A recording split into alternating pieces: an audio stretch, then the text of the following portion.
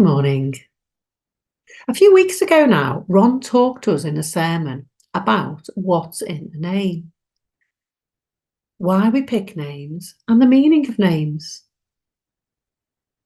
God knows our name. It was part of a Thanksgiving service. In the Bible passage that week from Ezekiel, God takes on the name in an action. I will shepherd my sheep. Jesus said, I am the good shepherd.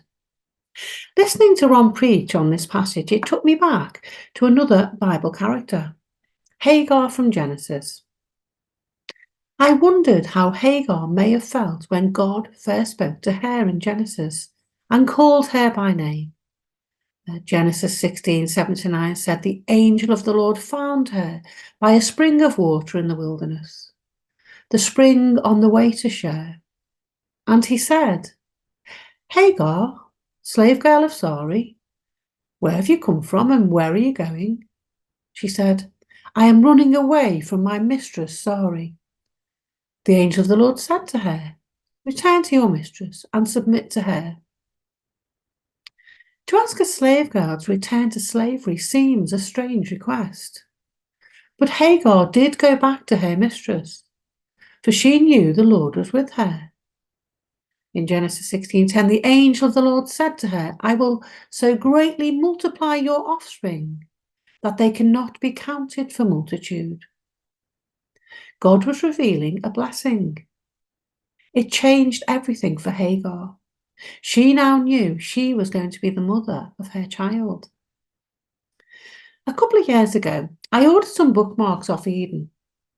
There was an envelope of free charity literature, and there was a picture of a little girl on the envelope with the words, all she wants is a name. Again, at that time, I thought of Hagar.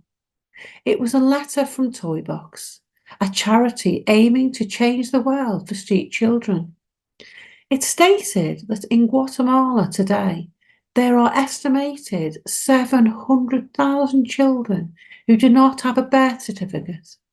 As a result, they have no official identity, known simply as Children X, just like Hagar. Only God and the author of the story ever called Hagar by name. When Hagar was sent away in Genesis 21, wandering the wilderness of Beersheba, she thought that she and her son Ishmael were going to die. In Genesis 21:17-19, the angel of the Lord called to Hagar from heaven and said to her, what troubles you, Hagar? Do not be afraid, for God has heard the voice of the boy where he has come. Lift up the boy and hold him fast with your hand, for I will make a great nation of him. Then God opened her eyes and saw a well of water. She went and filled the skin with water and gave the boy a drink. God provided the water here, but Hagar's response was necessary, and she physically got up and gave the water to Ishmael. God had brought the toy box appeal to my attention, and I felt I had to respond. I approached our missionary team at the time and asked if we could make a donation to this charity. After prayer and consideration, they agreed to sponsor 10 children. This sponsorship gave 10 children their identity, dignity, and a future in a secular world. John 1-12 says, yet to all who did receive him, to those who believed in his name, he gave the right to become children of God. Now that gift is free to all who receive him. And as Ron said, Christianity gives dignity to humanity. God knows our names. When I originally read about Sarah in the Genesis story, I thought that she had mistreated Hagar. However, when Sarah told Abraham to take Hagar in Genesis 16, she was using exactly the same language that was used when she was taken to Pharaoh in Genesis 12. And this happened again in Genesis 20 when she was taken by Abimelech, king of Gerar.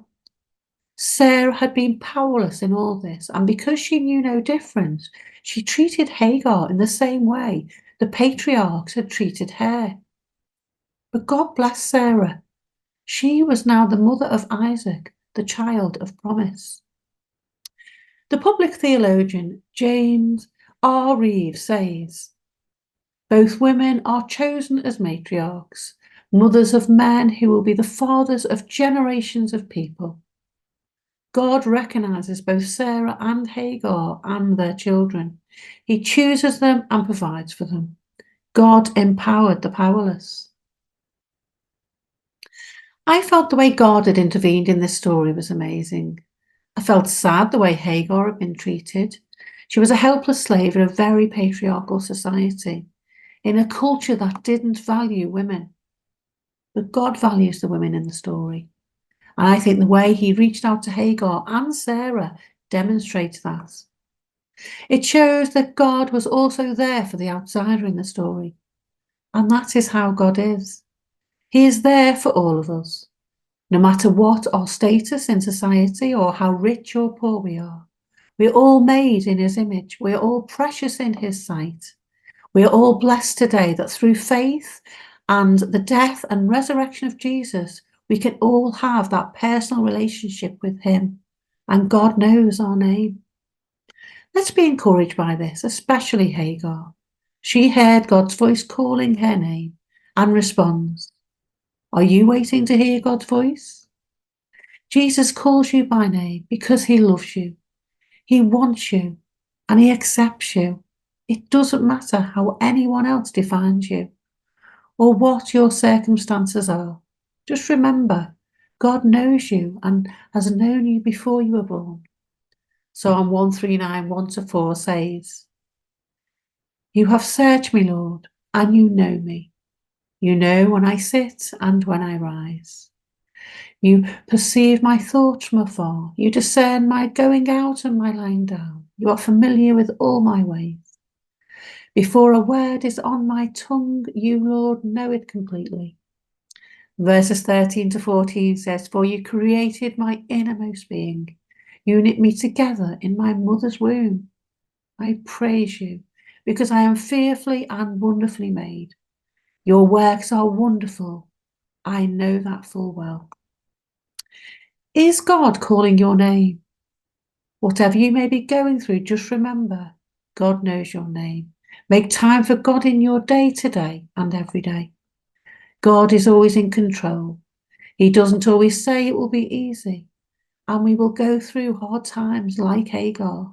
And sometimes God will expect us to respond to his call. Are you listening for that still small voice of God? And are you ready to respond when he calls your name? Amen.